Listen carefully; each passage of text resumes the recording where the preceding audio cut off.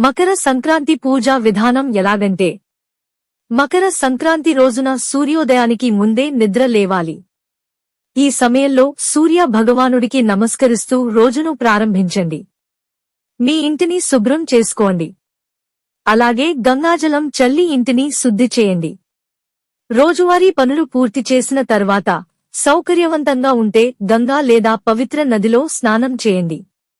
సౌకర్యం లేకుంటే గంగాజలం ఉన్న నీటితో స్నానం చేయండి.